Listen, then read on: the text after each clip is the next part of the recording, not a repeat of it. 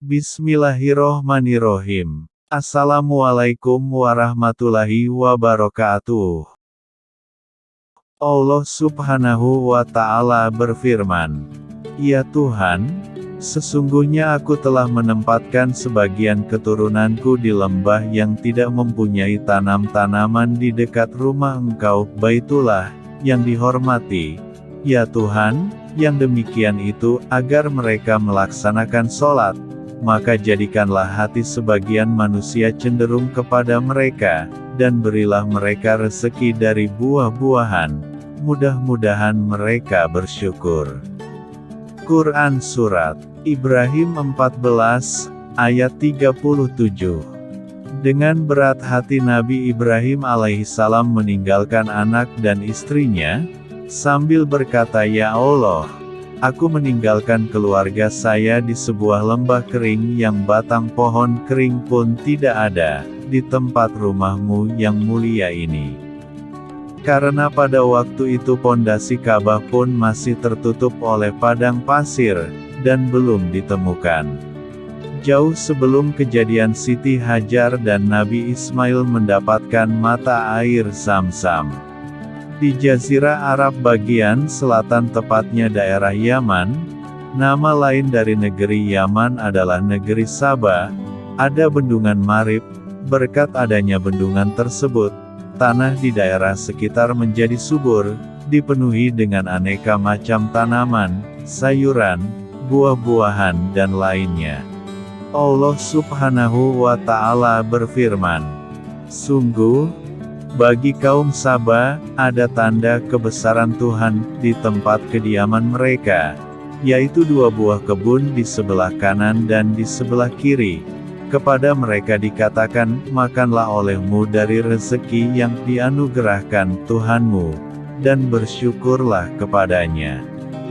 Negerimu adalah negeri yang baik nyaman, sedang Tuhanmu adalah Tuhan yang Maha Pengampun." Quran Surat Saba 34, ayat 15. Daerah Yaman tersebut terkenal sampai ke daerah lain, karena kesuburannya.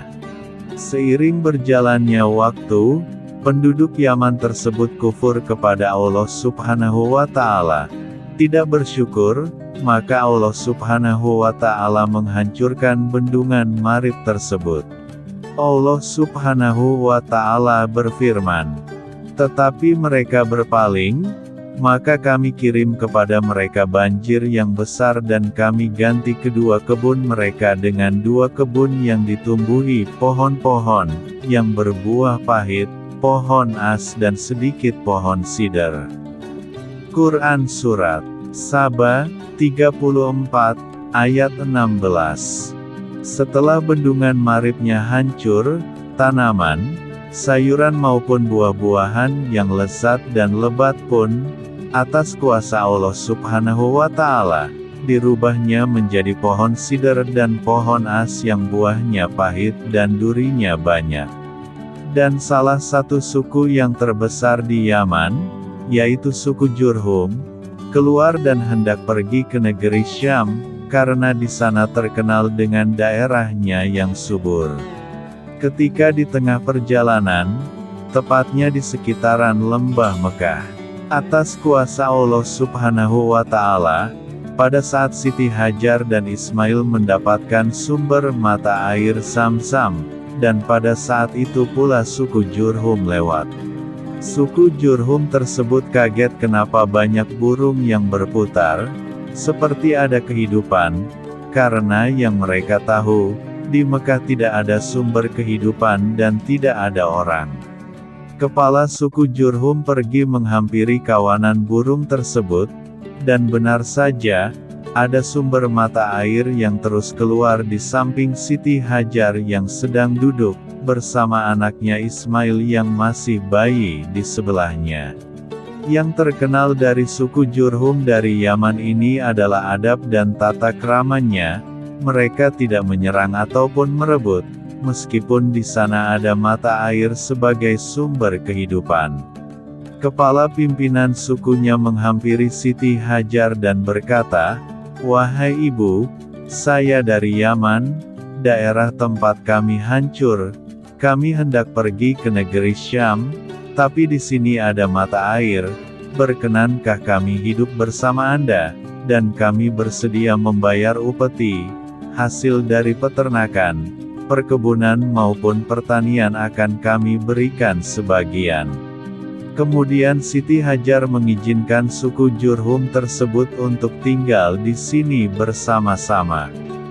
Karena suku Jurhum adalah suku yang besar dan orang-orangnya sangat banyak, maka menurut ahli sejarah pada hari itu juga sebelum matahari terbenam, sudah terbentuk komunitas masyarakat Mekah di lembah yang dulunya tandus, gersang, tidak ada kehidupan. Kemudian suku Jurhum membangun rumah-rumah, mengembangbiakan peternakan dan perkebunan, sehingga tumbuhlah kehidupan di lembah itu dan menjadi sebuah kota yang kelak dikenal dengan nama Mekah. Inilah sejarah awal mula kota Mekah. Allah Subhanahu wa Ta'ala selamatkan Siti Hajar dan bayinya Ismail, yang ditinggalkan oleh Nabi Ibrahim alaihissalam di lembah yang gersang dan tandus, tidak ada kehidupan. Jangan lewatkan kisah selanjutnya. Apakah Nabi Ibrahim alaihissalam datang mengunjungi anak dan istrinya? Allahu a'lam. Wassalamualaikum warahmatullahi wabarakatuh.